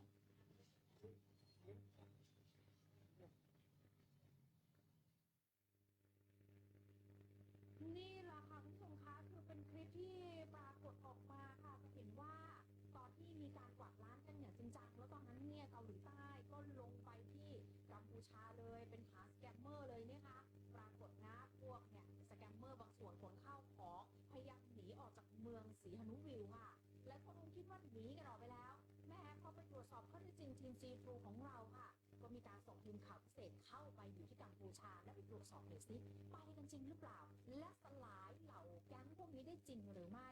จากจุดผ่านแดนถาวรคลองใหญ่ที่จังหวัดตราดมุ่งหน้าไปที่เมืองศรีหนุวิวค่ะไปยังชัยนาทาวน์ซึ่งตรงนี้ต้องถือว่าเป็นฐานที่มั่นของแก๊งสแกมเมอร์ที่อยู่ที่นี่เป็นจำนวนมากชาวบ้านบอกแบบนี้อ๋อจริง 2-3 วันก่อนนะเจ้าหน้าที่เขาก็มาปราบปรามจริงนั่นแหละแต่จะบอกให้มันแค่บางส่วนเล็กน้อยมากๆที่เหลือยังอยู่กันเพียบเลยและที่สำคัญไอ้ที่บอกว่าโอ้โหมีขนข้าวขนของย้ายกันออกไปประตู ส่วนใหม่เข้ามาเพิ่มเติมซะแล้วค่ะ ถ้าหากเทียบข้อมูลนะคะ จากที่ทีมข่าวของเราเคยเข้าไปตั้งแต่ช่วงเดือนมีนาคมที่ผ่านมาพบว่ามีแก๊งสแกมเมอร์ค่ะย้ายเข้ามาอยู่เพิ่มมากขึ้นจากเดิมถึง2 เท่านะคุณคิงนี่ปราบปรามเป็นยังไงคะเนี่ยมามากกว่าเดิมอีกและแก๊งสแกมเมอร์พวกนี้เขายังคงมีการเพิ่มความเข้มงวดจากเดิมนะรปภเนี่ยนั่งอยู่แค่หน้าอาคารนะตอนนี้เหรอส่งรปภไปฝั่งตรงข้ามอาคารก็มีเพราะไปคอยตรวจตราสังเกตการณ์และจะได้คอยให้สัญญาณว่ามีเจ้าหน้าที่มาตรวจตราช่วงกลางวันค่ะทีมซีทูล่ะเราเข้าไปดูที่ย่านชัยนาทาวน์อีกรอบพบว่าเห็นมีรถตู้นี่นะขนคนจีนมาเพียบเลยอะมาเรื่อยๆมีรถตู้ของบรรดาบอสชาวจีนเข้าออกกันตลอดทั้งวันแล้วทางเข้าตึกของแก๊งสแกมเมอร์ก็มีการตรวจการเข้าออกแบบเข้มงวดแต่ละประตูนะคะคุณผู้ชมคะทีมซีทูของเราเนี่ยบอกว่ามีรปภไม่น้อยกว่า10 คนอะอันนี้ถือว่าเพิ่มมากกว่าเดิมขึ้นมากเลยทีเดียวค่ะแล้วก็ยังมีการติดตั้งกล้องวงจรปิดเพิ่มอีกด้วยส่วนตึกสแกมเมอร์ที่เคยมีคนอาศัยอยู่ตอนนั้นยังไม่เยอะนะตอนนี้พบว่าเข้าไปอยู่ในตึกเหล่านี้เป็นจำนวนมากนี่แสดงว่าแก๊งสแกมเมอร์เหล่านี้เนี่ยกำลังกลับไปตั้งฐานที่เมืองชัยนาทาวน์อีกรอบแล้วค่ะจากนั้นค่ะทีมข่าวจีนทูของเรายังไปสังเกตการณ์ที่บริเวณห้างสรรพสินค้าขนาดใหญ่ค่ะที่สุดของเมืองศรีหนุวิวด้วยชื่อว่ายูมอลตรงนี้เป็นห้างของกลุ่ม Prince Group ค่ะโดยคนที่ในเมืองศรีหนุวิวเนี่ยเขาจะเรียกกันแบบนี้แบบรู้จักกันดีว่าเวลาคุณจะไปคุณต้องถามแบบนี้นะคุณคิงไปตลาด Prince เขาจะรู้ทันทีของกลุ่ม Prince Group นี่เองจะอยู่ด้านหลังห้างมีคอนโดอาคารสูงนะคะและมีรายงานว่าชั้นบนของคอนโดเนี่ยนะคะเป็นที่ตั้งของเหล่าบรรดาแก๊งสแกมเมอร์ค่ะซึ่งแม้จะมีข่าวว่าถูกสหรัฐอายัดทรัพย์ยึดทรัพย์อะไรกันไปแล้วแต่ห้าง Prince Group ที่ศรีหนุวิวไม่ได้รับผลกระทบยังเปิดอยู่ตามปกติเลยค่ะส่วนอีกที่หนึ่งนะคะตรงบริเวณชายหาดโอเชอร์เตียวซึ่งเป็นชายหาดท่องเที่ยวเก่าแก่ของเมืองศรีหนุวิวก็ถูกกลุ่มทุน Prince Group เนี่ยเข้าไปยึดครองและเขาพัฒนาเปลี่ยนชื่อเป็น Prince 4 Side จัดโซนให้คนจีนเนี่ยไปทำธุรกิจกันแบบ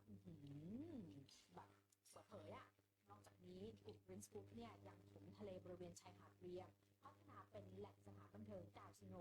แล้วก็คอนโดมากมายยังมีโรงแรมสวนสนุกมูลค่าเนี่ยเขาบอกว่าเป็นพันกว่าล้านดอลลาร์สหรัฐซึ่งตอนนี้เนี่ยมีการถมเสร็จแล้วคาดว่าเตรียมก่อสร้างแล้วก็ไม่นานนี้น่าจะเสร็จเรียบร้อยค่ะในพ่อคุณขวัญพูดถึงเรื่องเกี่ยวกับเมืองศรีหนุวิวแล้วเนี่ยนะฮะเดี๋ยวจะมีเรื่องราวข่าวที่เกิดขึ้นเกี่ยวกับปัญหาเรื่องแก๊งคอร์เซ็นเตอร์ในพื้นที่ดังกล่าวด้วยนะครับ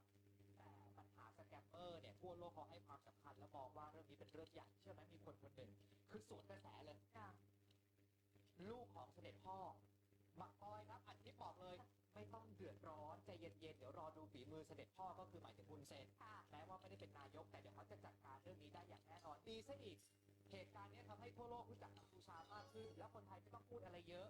แค่ดูจำแล้วนำไปใช้นะเขาพูดแบบนี้ครับดูให้จำแล้วนำไปใช้นะปัญหาทั้งหลายมันไม่ได้เกินความสามารถรัฐบาลประเทศกูปัญหาเรื่องสแกมเมอร์เนี้ยกูก็อยากให้มึงติดตามแล้วก็นำเอาไปใช้ด้วยเรื่องอย่างเงี้ยไม่ได้ทำให้ไม่สามารถที่จะทำให้ประเทศกูมันแบบล่มจมนะหรือจะทำให้ประชาชนบ้านกูเดือดร้อนกันแบบถึงขนาดแบบหาอะไรกินกันไม่ได้แล้วก็ข่าวที่โด่งดังวันนี้มันก็เป็นข้อดีตอนนี้ก็คือเป็นโอกาสที่รัฐบาลจะแสดงฝีมือและอีกคลิปหนึ่งคุณผู้ชมคือเหมือนเขาไม่รู้ว่าเขาเก็บกดไม่มีใครคุยด้วยหรือเปล่านะครับเพราะว่าอะไรอัดคลิปแล้วบอกว่าอย่างนี้จากคลิปที่มันมีคนโปรยเงินได้ไหมเพราะเนี่ยสแกมเมอร์เขาทำคอนเทนต์บอกว่าเป็นคนจีนใช่ไหมบางคนบอกไม่ใช่ไม่ได้อยู่ในกัมพูชานั่นน่ะอยู่ที่สมุทรปราการประเทศไทยย่านบางพลีเอาข้อมูลมาจากไหนแล้วปักบอยบอกว่าที่คนไทยเชื่อข่าวนี้ดูข่าวนี้เล่าข่าวนี้พูดไปเรื่อยคนไทยเนี่ยไม่รู้เขาทำคอนเทนต์หรือว่าเป็นเหตุการณ์จริงไปตรวจสอบที่แถวสมุทรปราการเนี่ยแล้วปักบอยเขาบอกอีกนะถ้าเป็นสแกมเมอร์จริงๆเหรอไม่มีใครเขาฉลาดน้อยจนไปปักหมุดปักพิกัดให้รู้หรอกว่าอยู่ตรงไหนไทยก็พูดโยงไปเรื่อยปักบอยว่าแบบนี้ครับแต่ที่มึงถามว่าเขาจะโม้แบบ โพสต์แล้วก็ใส่โลเคชั่นตัวเอง อันเนี้ยกูก็ไม่รู้นะกูก็ไม่รู้ว่าไอ้คนที่มันดูในคลิปน่ะเขาเป็นสแกมเมอร์จริงหรือเปล่า หรือมันเป็นแค่คอนเทนต์แต่พวกมึงอยากที่จะใส่ลายประเทศกูนะก็เลยเอาไปป้ายสีเนี่ยประเด็นมันอยู่ตรงเนี้ย ไปเรื่อยบอกอยู่บ้านเราไม่เป็นไรค่ะแล้วแต่สบายใจนะคะพี่คุณผู้ชมคะดูเรื่องนี้กันหน่อยค่ะเอาอีกแล้วจะเป็นเรื่องใหญ่นี่คุณกิ๊งคุณผู้ชมเพราะว่าสื่อเกาหลีใต้มีการรายงานแบบนี้นะเขาบอกว่ากระทรวงการต่างประเทศเกาหลีใต้เปิดเผยเมื่อวันอังคารที่ผ่านมาได้รับรายงานจากตำรวจท้องถิ่นผ่านผู้นำชุมชนชาวเกาหลีใต้ในพื้นที่ตำรวจไปพบร่างของผู้เสียชีวิตเป็นชายชาวเกาหลีใต้วัย 50 ปีอยู่ภายในห้องพักของโรงแรมแห่งหนึ่งในเมืองสีฮานุบิลค่ะเมื่อเวลาประมาณสัก 2 ทุ่มแล้วมีเอกสารระบุตัวตนทั้งหนังสือเดินทางโทรศัพท์มือถือและจดหมายที่คาดว่าคงจะเขียนเอาไว้ด้วยเจ้าตัวเองสื่อเกาหลีใต้รายงานแบบนี้โดยสื่อนี้คือ The Korea Herald นะคะสถานเอกอัครราชทูตเกาหลีใต้ประจำกรุงพนมเปญได้ส่งเจ้าหน้าที่ฝ่ายกงสุลเดินทางไปยังจุดเกิดเหตุแล้วค่ะเพื่อให้ความช่วยเหลือด้านกระบวนการทางกฎหมายและต้องไปตรวจสอบข้อเท็จจริงรายงานจากสื่อเกาหลีใต้ยังระบุด้วยค่ะว่ากรณีการเสียชีวิตล่าสุดไม่น่าจะเกี่ยวข้องกับกระบวนการหลอกลวงออนไลน์ที่ตามหลายฝ่ายตั้งข้อสงสัยกันไว้จะใช่หรือไม่ตอนนี้ตำรวจท้องถิ่นกัมพูชากำลังดำเนินการสอบสวนสาเหตุการตายของชายคนดังกล่าวอย่างละเอียดขณะที่กระทรวงการต่างประเทศเกาหลีใต้ยืนยันว่าจะให้ความช่วยเหลือแก่ครอบครัวผู้เสียชีวิตอย่างเต็มที่ดำเนินการด้านศพและการส่งกลับประเทศเหตุการณ์นี้เกิดขึ้นในช่วงที่รัฐบาลเกาหลีกำลังเร่งแก้ปัญหาเรื่องขบวนการหลอกลวงออนไลน์โดยเฉพาะหลอกลวงชาวเกาหลีใต้ไปที่กัมพูชานั่นเองนะคะ